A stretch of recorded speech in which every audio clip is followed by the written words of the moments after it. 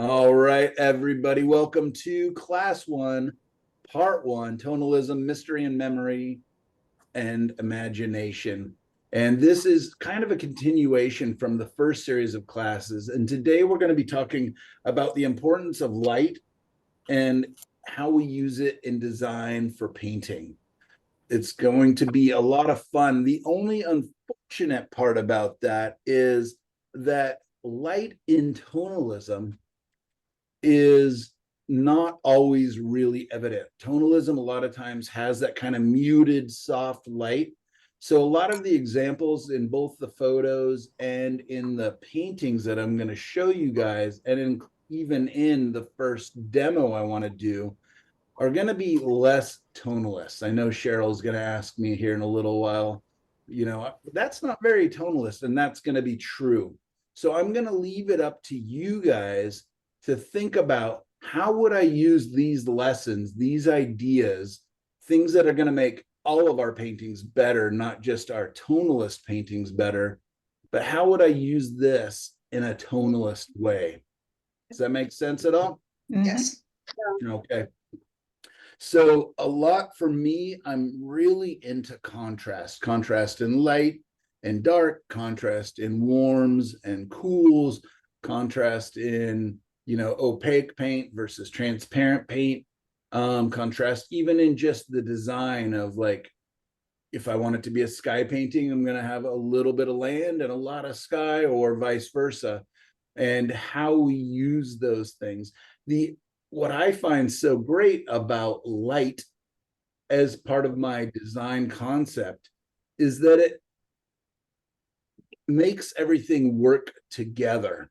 So I've actually grabbed a couple paintings in the back here. So I've got kind of a side lit painting there. And just how, like, the light's hiding behind these trees here and then passing across this way and hitting everything, and how we can use light to unify. In verse, we've got kind of a backlit giant painting back here, and how, we figure out what's in shadow, what's in light.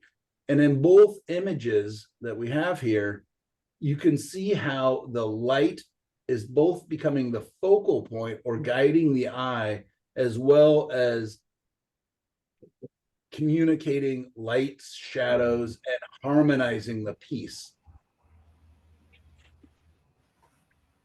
All right, so let's go ahead, and I'm going to jump over to a couple examples in paintings while I kind of read the handout that I gave to you guys, the importance of light and design in painting. Michael, is that a previous handout or is this a brand new handout? Brand new. It was in the email that I just sent to you guys. Okay. All right, give me 1 second. It's not popping up. There we go. Okay, great.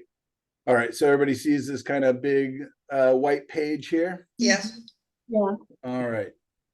So I'm going to read through the handout as well as talk about some of these examples. And as you can see, there's a lot of color in these images.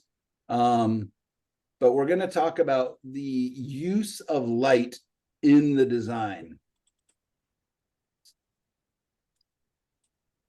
Interesting. All right, popped up over on this screen. Are you guys all seeing this painting of the trees and the shadows? So this is Anton Pavlenko. And I'll be adding these pictures to our Padlet page so that everybody can look at them a little closer. Anton is a good friend of mine, and actually I've grabbed a couple of images from really people I paint with on a regular basis. But Anton paints very thick. I would definitely never call him a tonalist. So again, I'm hoping you guys will excuse the examples that I'm choosing, but what I wanted to go for is references that are really strong in both light and design, right? So in one of the future classes, I think not next week, but the week after, we're going to be learning about armatures and different design forms that, the viewer never sees. They're just kind of the underlying strong concept. So anyways, as we're looking at some of these examples here, I want you to think about this. The importance of light in design and painting. Values do all the work, but colors take all the credit. A really great way to think about that or to see it oftentimes is to squint our eyes, or if you are looking at it on the computer where you can actually alter it, is to look at it in black and white. And you can see how strong this design element is, right? Colors get all the credit. It's a beautiful, colorful image. But I could easily turn it into a tonalist or a more tonalist painting by altering it, and it's still very successful because of the use of light and shadows, strong darks, strong lights, and the movement throughout the piece. All right. Values and the roles in painting. Without values, no amount of color can convey a convincing sense of light. In designing, value serves three essential purposes. Value is a property of color. Value creates compelling patterns, right? You get this really nice movement throughout the piece. Values combined with color and edge control create the illusion of light in nature.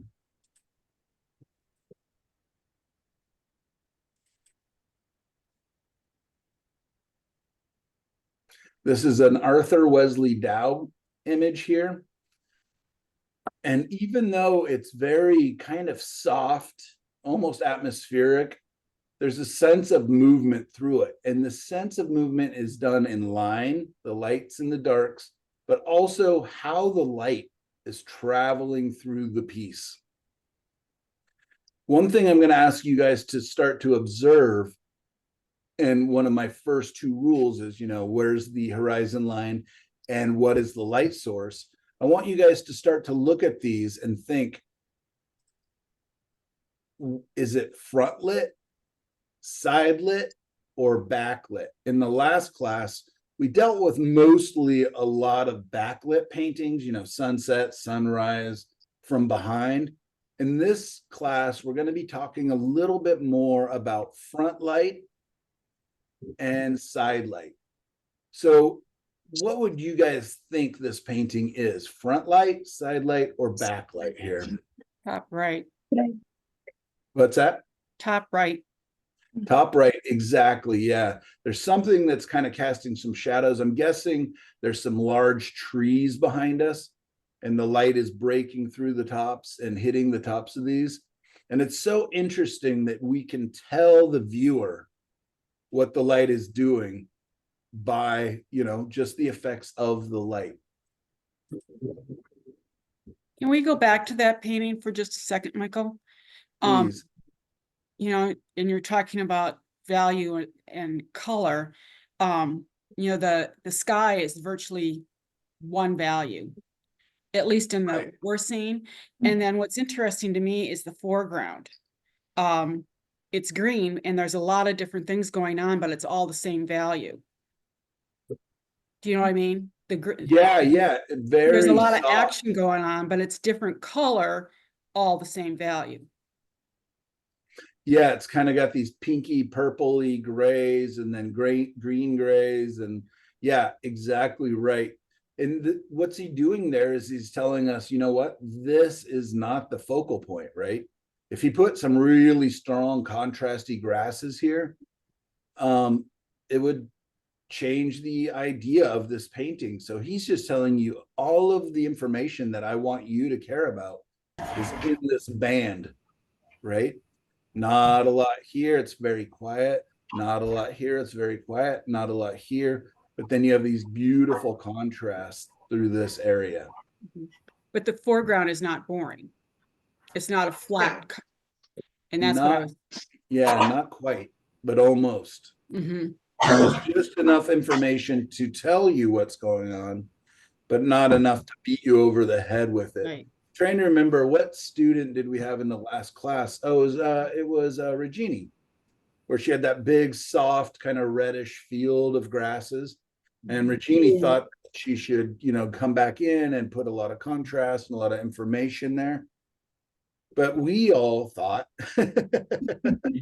we paint by committee in this class, that we liked the softness, and that we liked that the fact that it just, your eye just skims across it very quickly, doesn't it? Yeah. Do you happen to know what the size of this painting is? I surely do not. Sorry, no. Yeah, I basically just have the names.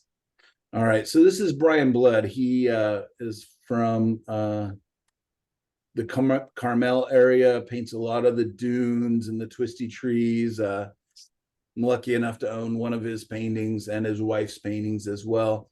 And I really like his use of light and design, even though, you know, this is just a sand dune and kind of something I would probably be hesitant to paint because I don't understand it that well, but he does such a good job. All right, so let me keep reading here. So with the right light and an advantageous angle, practically any subject can be compelling. A good design based on the understanding of light principles, along with strong drawing, color values, edges, and brushwork, create a powerful painting. Designs are defined as flowing shapes and movements, along with value contrasts and cohesive color. Right? So we can really see that, this kind of sense of movement. We can really feel where the light's coming across from the right, striking across to the left. These beautiful warm light. Yeah, what do you guys think of this one here? It's beautiful. It It is. looks Isn't it like an snow to interesting me. subject? I mean, and if he turned around, he'd have the ocean, which is probably what I would think to paint. But, you know, he lives there, and I'm sure he's painted the ocean 1,000 times and everything else. Yeah, I love the lines. Yeah. The And abstract he's line. really good at that. He's really good at these. So we'll talk again more about armatures and things, but these radiating lines that he uses so well. Right? I mean, he really tells us where to go with the painting, where to look, right? Up into here, everything's leading to this area. Same thing in here, these radiating lines, the lights and the lights and the shadows. It's just so fun. So part of what I'm hoping to share with you guys is an better way of looking at paintings, right? We talked about that last class about the mid value and darks, you know, the dark values and the light values, and just what are ways that we can observe paintings that we like or dislike and really learn to look at them in a way that will help us in our own work. This is an artist named Christopher Leeper.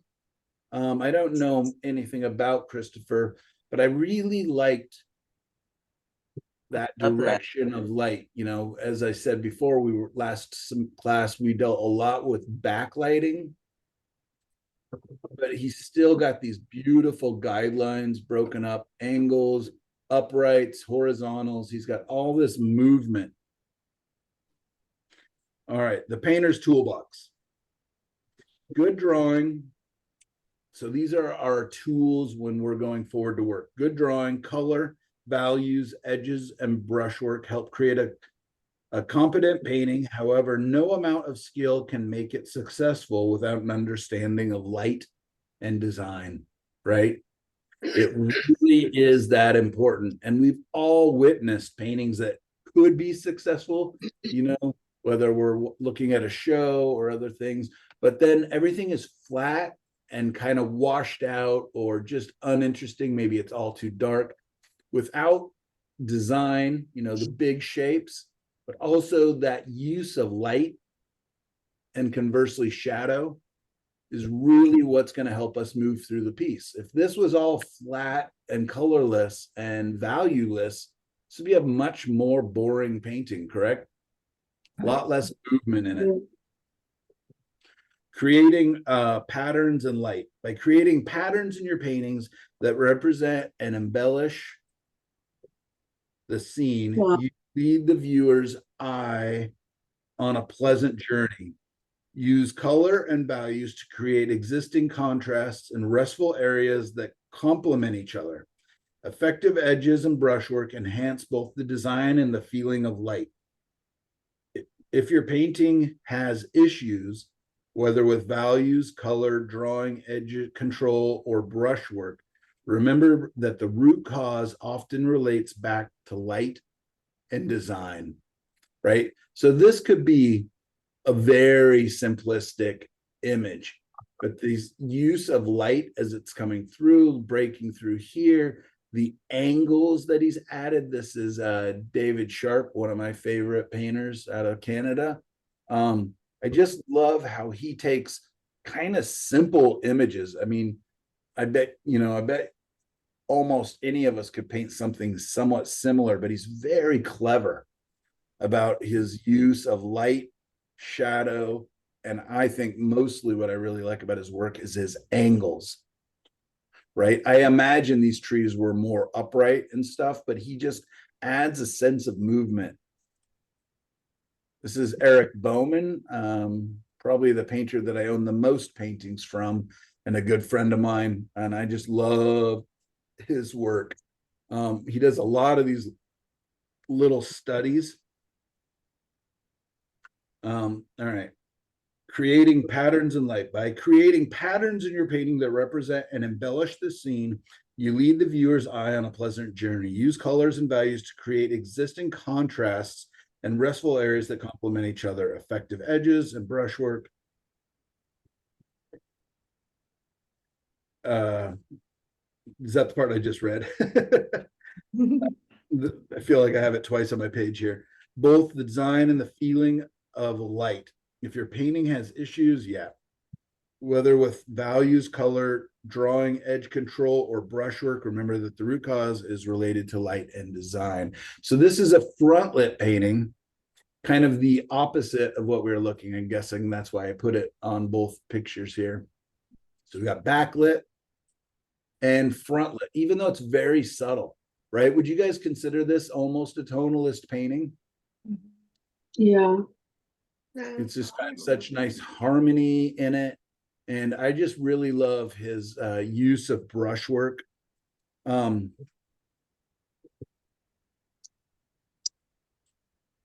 Eric Bowman painting here. I really like just how light travels. And I also really like his use of light versus shadows.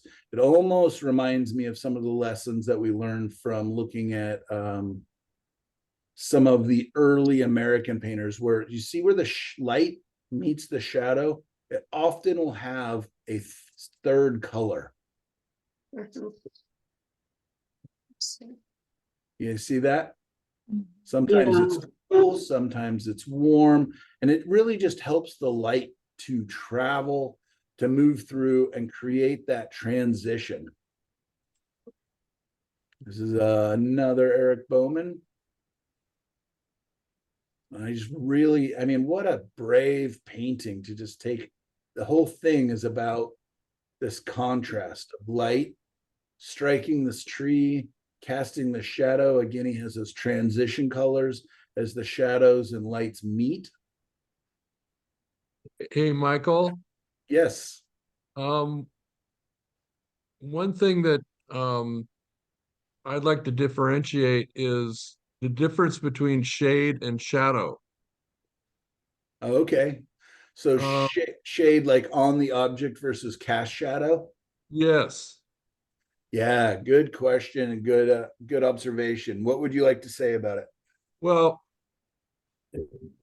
so in my mind, shadow is what's cast by the object. Shade is the dark side of the object. I like that. Yeah. Is that true or not true? I don't know. I like how you said it, but I also think like this could be the shadow side of the object. But yes, all of this part of the tree right here, besides a little dappled light, is in the shade. You're right. and it's So- casting shadow. So yeah, I like that differentiation. So what you'll notice is the shadow of the trunk is very dark, but the dark side of the trunk is a little bit lighter. And maybe that's reflective light and so on. But as an architect, in my training, it was shade was always the dark side of the object, but the shadow is what's cast. Can you say that one more time, the last thing? The shadow is what's cast by the object.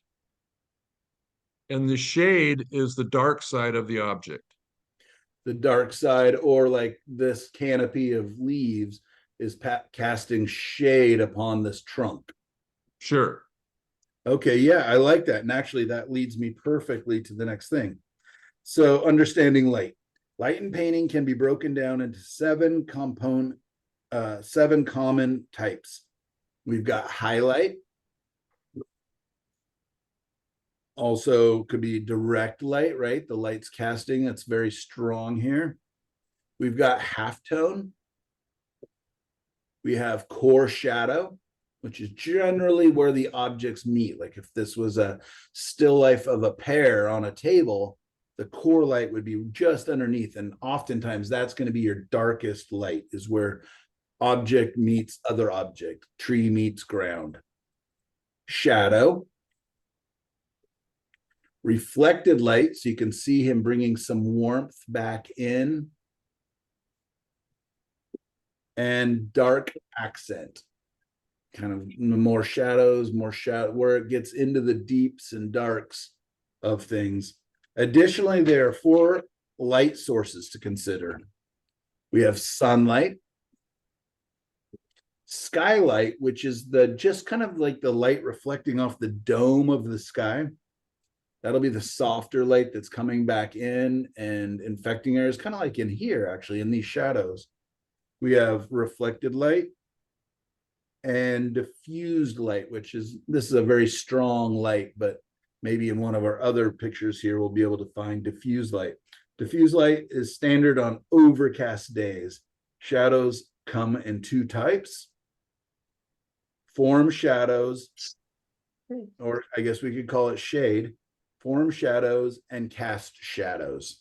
So you can see, even though this canopy of leaves is casting a shadow or a shade on the tree, it's still a little bit darker on the side away from the light, right? So again, if you guys can imagine like a still life pears or any kind of a still life, you can really use a lot of this.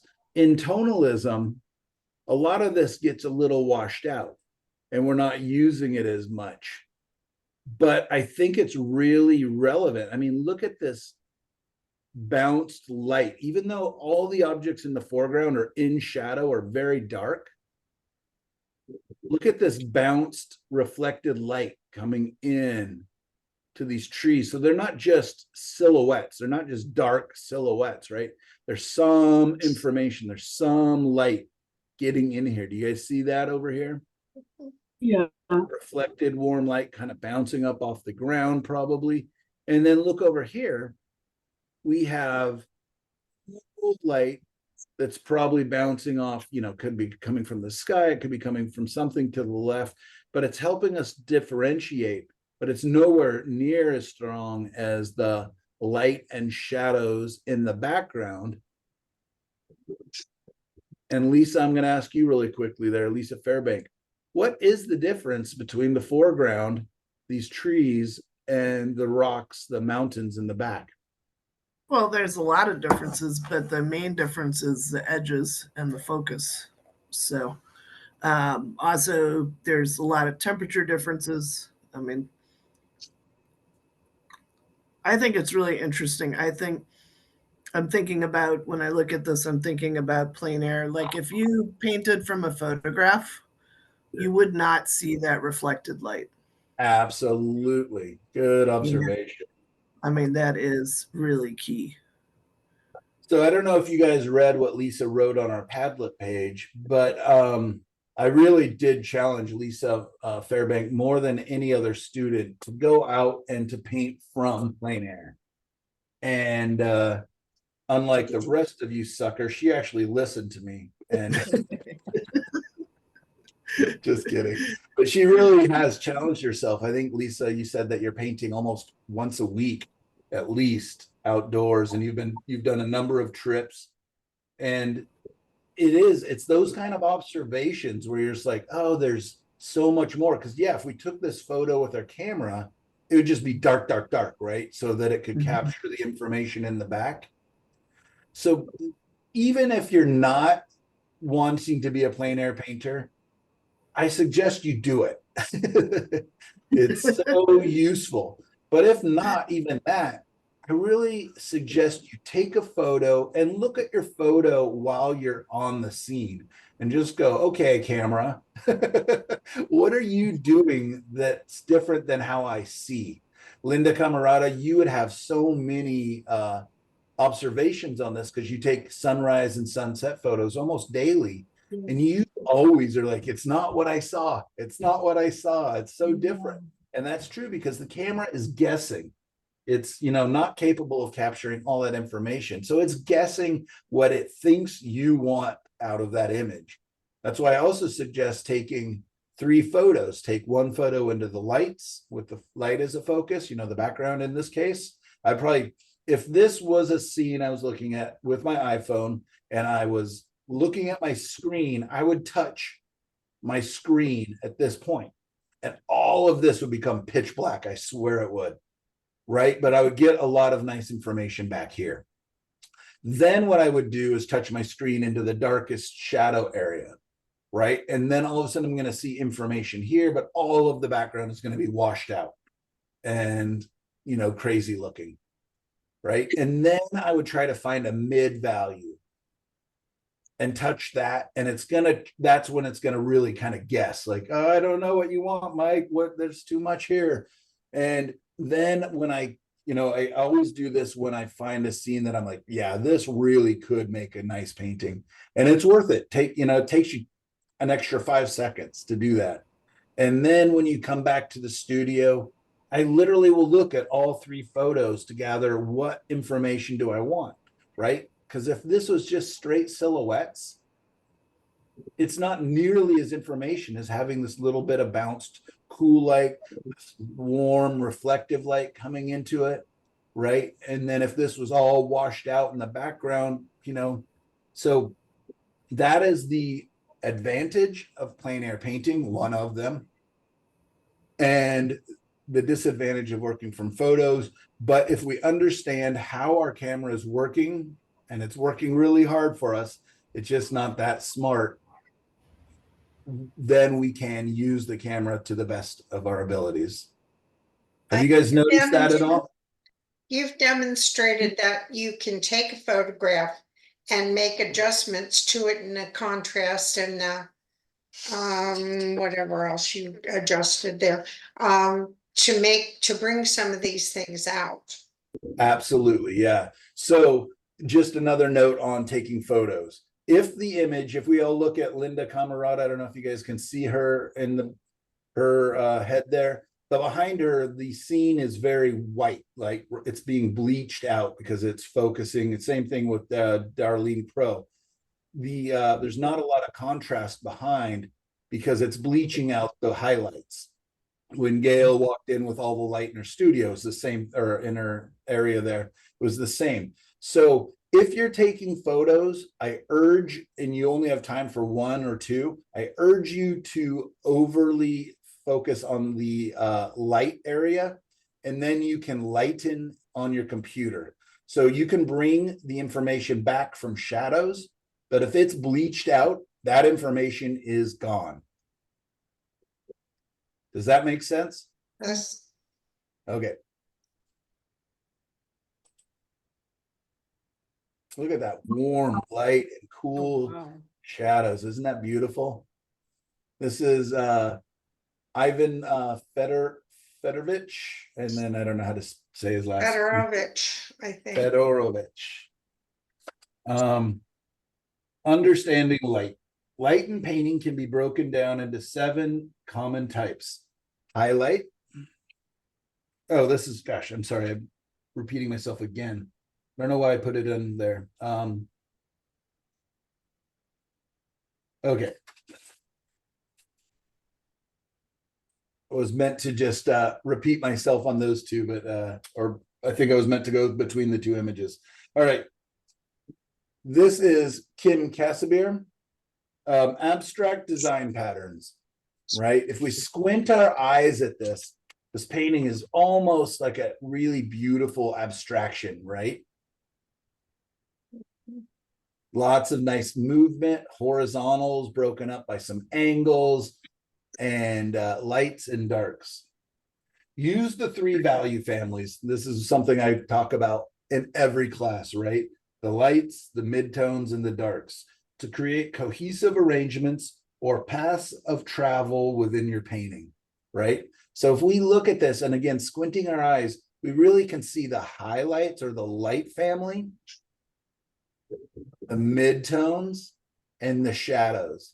And when we put those 3 together, it really helps to create the idea of form and movement in our piece. Connect these value shapes physically or mentally to form a unified composition. Solid and straightforward designs help viewers feel like they're on a journey, creating a sense of unity and engagement to improve your work, observe, orient, decide, and act on these principles, right? So you want to, as you're looking at a piece, really begin to, take a second, observe. Yes, those of you writing notes, observe, orient, kind of figure out where it is. What are you going to push? What is going to be your primary focus? Decide and act using the light, mid values, and darks families to help us to move through the piece. I think this is a great example. I believe this is Brian. Oh, no, this is Lori Kersey. This is Brian Blood's wife. And have one of her paintings as well. And she's just so good about how light moves across an object. You got the highlight side, you got the mid value, and the shadow side. You've got reflected cool light coming from the opposite side of the sky. You've got warm reflected light coming back in to the shadows. Reflected light or reflected light into the shadow forms. If again, squint your eyes and look at these 2 rocks here, right? That reflected light is affecting the color, but it is not so bright that it's blowing out that relationship between light and shadows.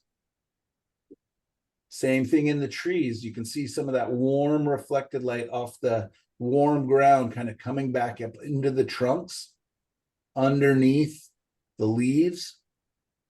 But again, squint your eyes and that almost disappears into the shadow family. So it is imperative that when we're painting, we are breaking our painting in the beginning, in the design phase, into the light, mid, and shadow families. Does everybody understand what I mean when I say that? Yes. Yeah. Right? Yeah. And then towards the end, almost on the detail stage of that painting process, is when we're going to bring back some of that interesting, cool reflected light from the sky, some of the warm reflections that makes everything so much more interesting, right? I mean, in this rock right here, you see the cool light reflect. Okay, so we got the bright light coming from the light source. Then you have a whole shadow side of the rock, right?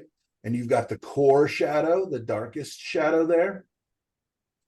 And then what's happening is you've got the cool light reflecting off the dome of the sky coming into here, and the warm light reflecting off the ground onto this side of the rock.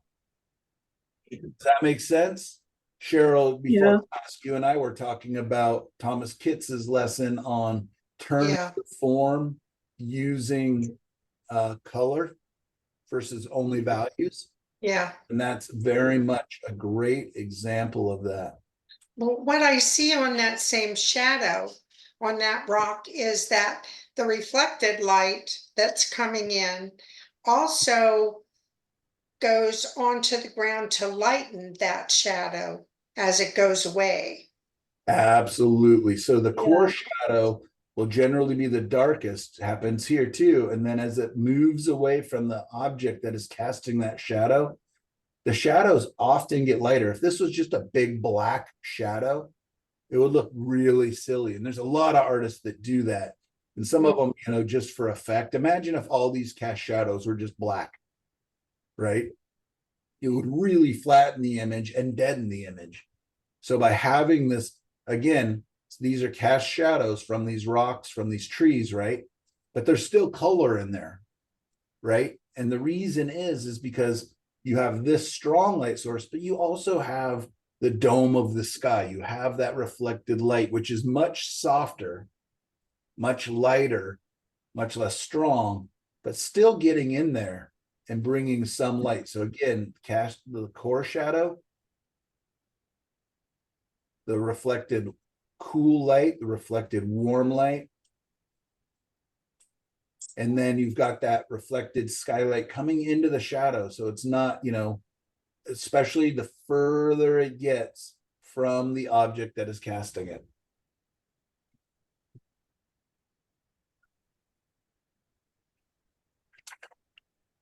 Okay. All right, this is Mark. I don't know if it's Bone or Bohne, Bohne. I really like his work. I think a lot of it gets fairly abstract, but it's always beautiful. It always has a wonderful harmony. I would definitely consider this, as well as maybe, Laurie Kersey's painting here. But there definitely is a tonalist sensibility in his work, a limited palette. No colors are jumping, right? Everything is being done by the lights and the darks. All right, the underlying value structure of a well-designed painting. All right, so as I'm reading this, please look and observe and see if you think that this is being effective here. Value structure plays a vital role in a painting's effectiveness. Good value structure can be grouped into value families that form patterns. These value families are light, midtones, and darks. How light, how midtone, and how dark can vary, right? Even his highlights are not super bright here. These patterns need not physically connect. The connection or relevance to each other must be felt. So you see the light striking across these grasses and bushes here. We know that it's the same light source that's hitting these trunks and these little bits. So we can really feel that light moving across here. The proportional sizes of these families of light and dark are more effective when unequal. In other words, don't paint them as 1/3, 1/3, 1/3 proportions, meaning 1/3 highlights, 1/3 shadows, and 1/3 mid values. Vary the amount of space allotted to each on the canvas. One of these value families usually dominates or stands out from the other two. The lights and darks can do the heavy lifting here. The midtones are generally used as a foil for the other two. A painting can be complex or have a simple theme, but the abstract underpainting and underpinnings must be simply stated to be more effective. And is 8 notes from the artist John Hughes there, that last part.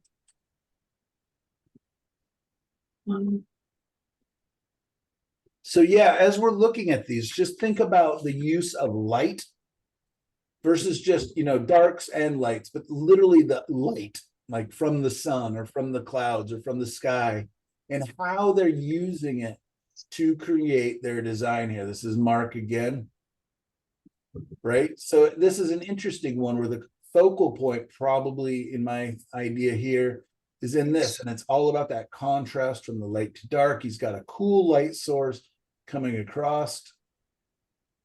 This is Mark Hansen. I really like his work a lot as well, right? And this is all about this big hillside being struck, face lit by the light. And then again, you have these objects in the foreground. They're getting some light, but are much darker in their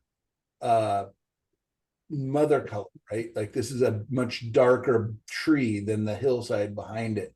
And then what I really like about this image is that the shadow being hit across here, and look as this tree reaches out into the light and how it changes. It's almost like Monet's paintings, where it's more about color and temperature than it is about values in this portion, but we can still read and see what's going on. So simple, so quick. Probably, I bet you did this in like 30 or minutes or an hour, but I just love the energy. And again, the movement and how he's using light and shadow to create his design. Let me know if you guys have anything to say or want to add. This is Michael Workman. We looked at a lot of his work in the last class. He is definitely more on the abstract stage. He'll actually paint a refined painting and then go and kind of destroy it with big brushes and squeegees and different things. And I just am so attracted to, you know, the areas that he leaves unfinished and areas that he obliterates. I hope to someday be as brave. And I really like his work. But again, just the light and shadow patterns and how it creates a design. This is another Michael Workman. You can actually see the canvas here. But I just love the light really streaming across and striking. And look at this whole area that we've almost, our eye will just not look at because it's really attracted to this, right? This is the focus. It's leading us in, it's leading us in, it's telling us. And Gail, here's another foreground that is basically nothing. Regini, again, thinking back to your painting previous class, but how effective is that, right? It's just absolutely a supporting character. I think it would be very distracting to have a lot of information told here because this is what he wants us to look at. All right, Ramona Youngquist, another friend of mine, and I just love her use of light and shadows. She loves having oftentimes foreground shadows and almost like a spotlight effect where she really wants us to look. But even in the shadow foreground, she's still bringing in, it's not just dark, dark, dark, right? She's bringing in a sense of radiant or reflected light, probably from the dome of the sky into here. Squint your eyes and really look at how this reads. Right? So you can see this high, strong, almost again like stage lighting, right? Like a spotlight. She does not muck around when she's telling us this is the diva, this is the focal point, right? And all of this is hinted at. She's so good.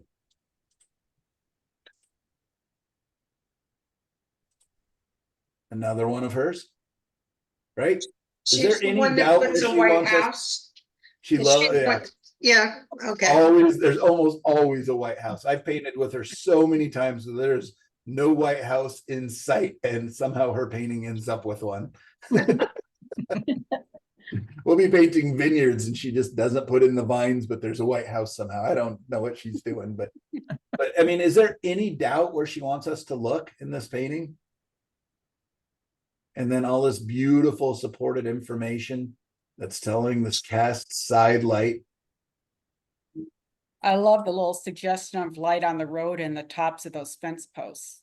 Uh-huh. Yeah. Yeah, isn't that fantastic? Yeah. And it She's looks real she's so good. sensitivity. I mean, every time I go out and paint with her, I learn so much, and she's just such a sweet person. It looks like she used a palette knife on the trees. She does use palette knife a lot. Yep. Great observation. So you can see the underlying value structure, right? So the values are doing the heavy lifting.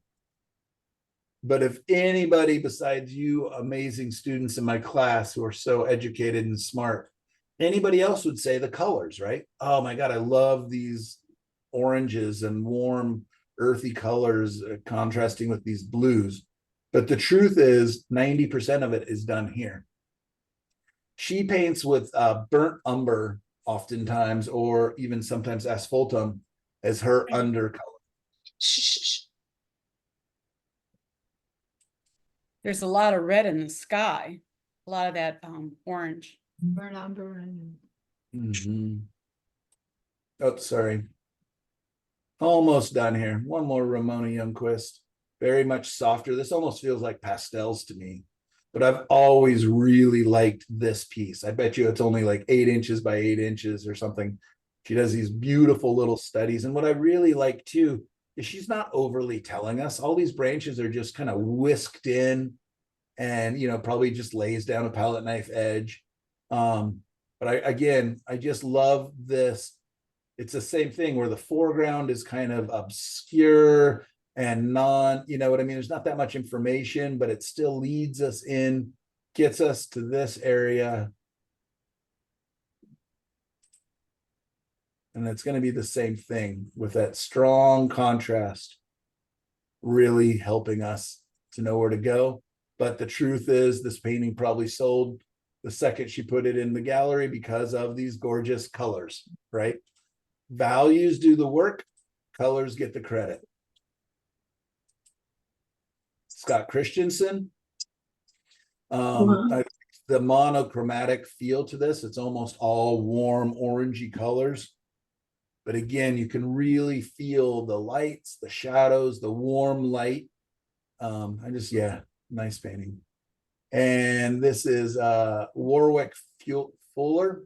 I don't know much about, but I really like this painting. Again, the simplicity.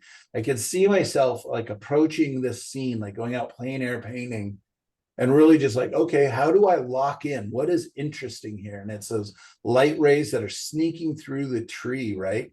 But again, the color, the warms in the foreground, going back to the cools, the warms in the foreground, going back to these cools, really help the piece to have flow, movement, and depth.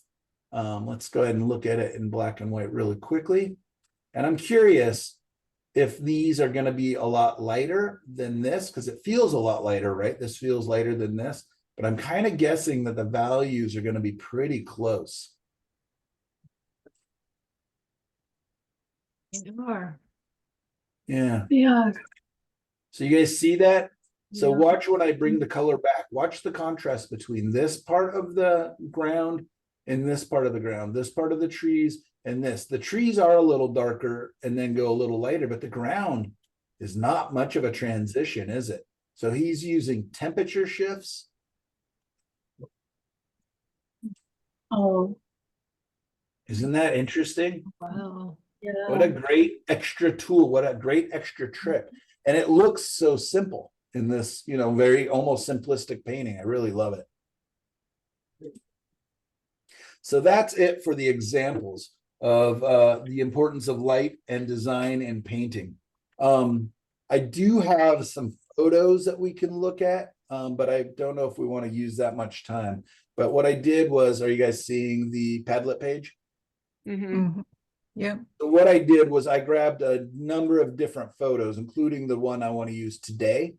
So this, again, is all about using light and color versus just shadow and lights and darks in design, right?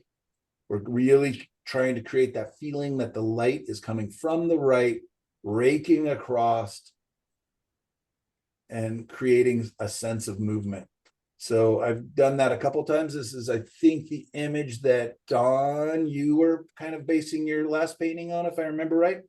That's correct. I cropped it towards the left. Yeah, absolutely. Got rid of this whole section here. And your painting was fantastic. I really loved it. But it's the same thing, right? With the light is behind these trees. So you get a little bit of light coming through, a little bit of light, and then it's hitting on the side of here. So we get this form and movement and a nice, weird and interesting, almost abstract design. I think Don was probably clever to get rid of, to edit there. So we have got both side light. This is more face lit, right? Front lit, like the sun is standing behind us, striking the tree. So there's a little bit of a shadow, but most of the tree is in light. So this will be, again, more like Monet. A lot of his paintings were more based on color and temperature than darks and lights. A lot of times when you take Monet paintings and you turn them into a black and white, they kind of just almost disappear. Sometimes the trees and the sky are almost the same value, but it's all about color and temperature that's really helping us to read it. So face lit. Another backlit, but this is a very, very, very soft backlight. The sun is somewhere behind the clouds, right? So we're actually getting a lot of reflected light off the dome of the sky or the clouds that's coming in and giving us a lot of information. I love that picture. Yeah. Thanks. I tried to print it off, but I couldn't. Oh, all right. I've got this one drawn up as a 3 foot by 3 foot. So I'm looking forward. Maybe I can use that as one of our demos. Yeah, that would be good. But it's interesting, right? Like I could easily make all of this darker, this tree and these grasses, and it would really make it about here. But now it's like, this is still the diva, right? This is still the focal point, but it's almost sharing, right? A screen time with a strong supporting cast. So when you're looking at your paintings, I really want you to think about that as like, what's the diva? What's the focal point? What's the area of interest? But at the same time, like, is she like 90% of the show or is she 20% of the show, right? In this, it's definitely the focal point still. It's very high contrast, very exciting, but then you still have this really interesting movement. We look back or think back to Nyla's painting that she was working on and had to simplify her tree and create just that sense of movement. I have tried painting this as a little study and I'm struggling with this one, but I really like this picture. This is one of Gail's photos, right? Again, our focal area is in here, but there's so much nice reflected light coming in that we get a lot of information. These aren't just silhouettes, but we could turn them into silhouettes if we wanted. So you guys get to decide that. So lots of questions, soft light, again, light coming from the left, lots of information. So I just grabbed a lot of different photos for you to look at and to kind of think about and figure out, how is light affecting design? Again, hopefully I'm beating this into the ground, but it's so interesting that it's in every photo, it's so different, right? This is just soft atmospheric light. And then this one becomes almost just as important. What are the shadows on top, in the waves, and on the ground? I really like this and would like to paint this as an almost abstract at some point. This is a painting that Hassan painted. And this is overcast light, right? Not really strong. I mean, that looks pretty strong up here, like it's breaking through, but you can see into the shadows of almost everything, right? There's a lot of reflected light, soft light. And last one. So strong light coming through the trees. And I love how it's just raking across, hitting the left side of these objects. And then the whole area, just like Ramona Youngquist was using and a number of other artists, we could really simplify this. We could simplify this area and really make it about, the light striking across here. So there's lots of ways we can look at our photos, think about our photos, think about light and design, and then figure out how we want to approach it, right?